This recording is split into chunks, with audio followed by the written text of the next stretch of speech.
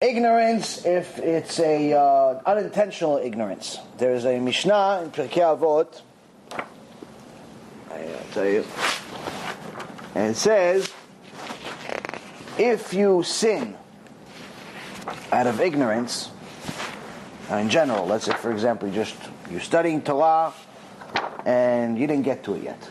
You're studying, you're trying, but you didn't get to learning all of the halachot of Shabbat. You're studying, you're trying, you're learning this, you're learning that, but you're new, you're only a year into it, 5 years into it. It's a lot of learning.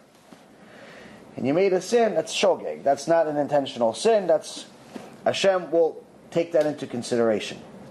But if your sin is based on just you not learning, you just don't feel like learning. You just don't feel like, I don't feel like learning about Shabbat. I don't feel like learning about kosher. Then it's no longer considered accidental sin, it's considered on purpose. Why? Because you purposefully didn't learn. If you would have learned, you would have known. Ignorance is a choice. It's not something that you have no option. You have an option. Just like you spend X amount of time learning about your career, X amount of time deciding who your wife is going to be, X amount of time, picking video games at Walmart, X amount of time doing everything that you do.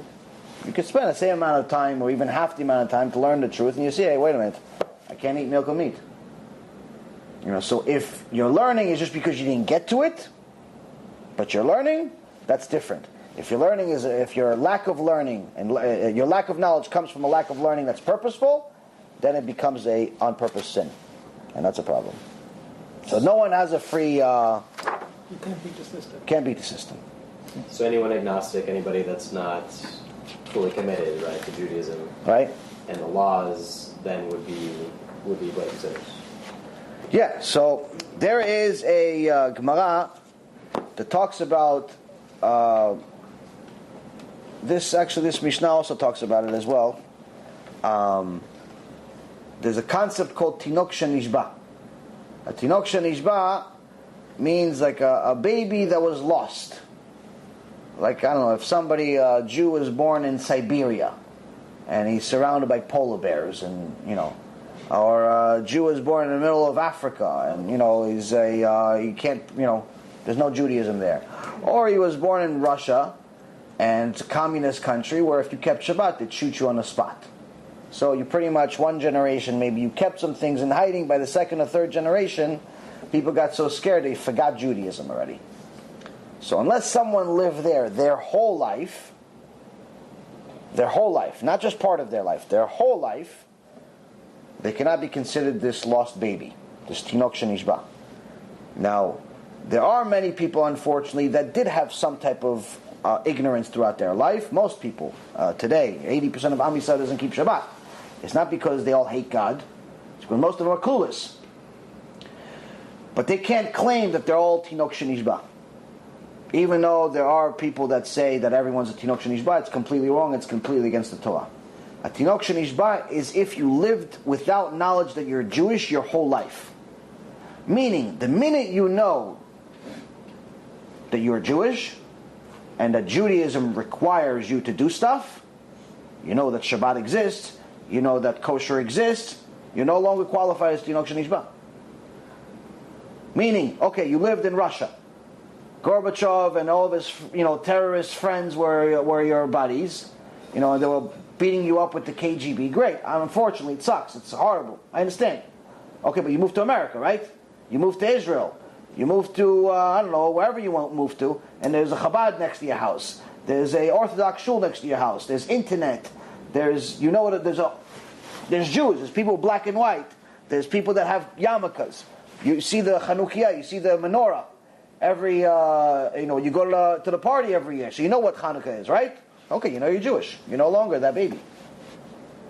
So, what's the problem? The problem is that so many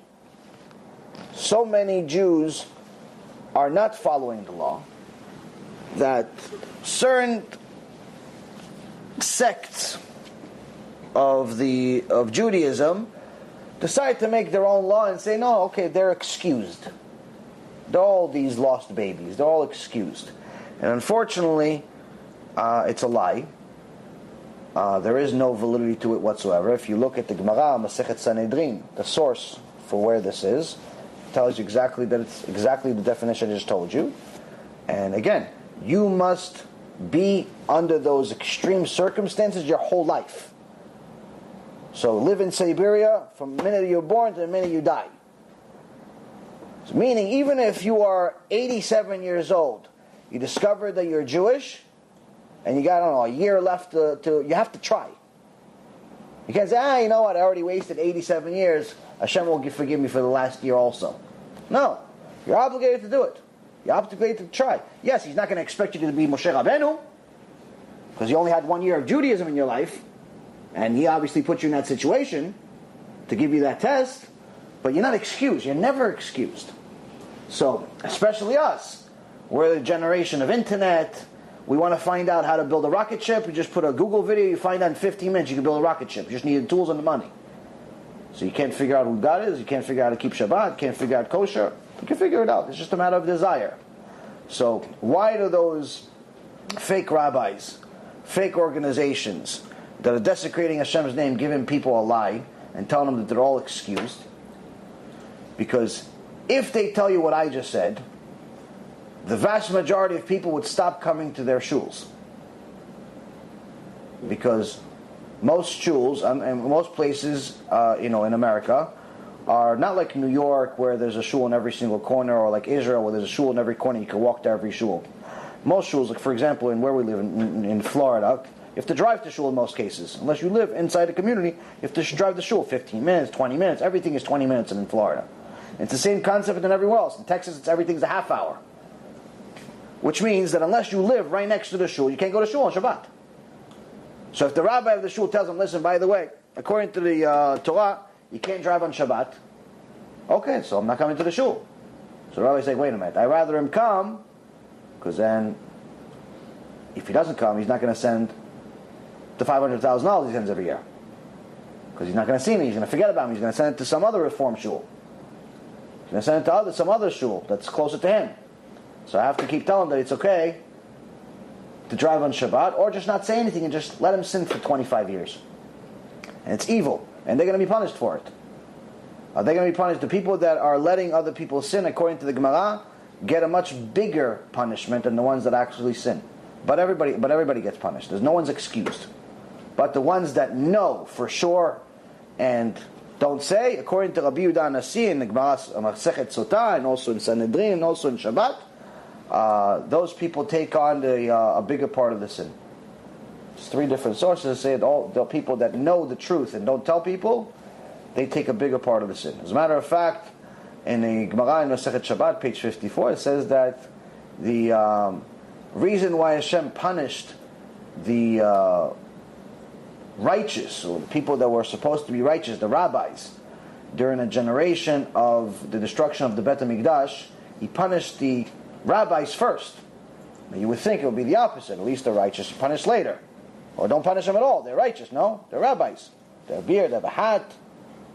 Beard can sweep the floor, they have nice jacket. What's going on? They read Chumash, they read this. Punish them. Don't even punish them. Okay, the other people that drive on Shabbat, punish them. Makes sense, right? No, Hashem says I punish them first. Why? Because they didn't rebuke the people. They didn't tell people stop driving on Shabbat. They didn't tell people stop eating milk and meat. They didn't tell people, listen, you have to eat kosher all the time, including pizza. You've just experienced another Torah class brought to you by Torahanytime.com.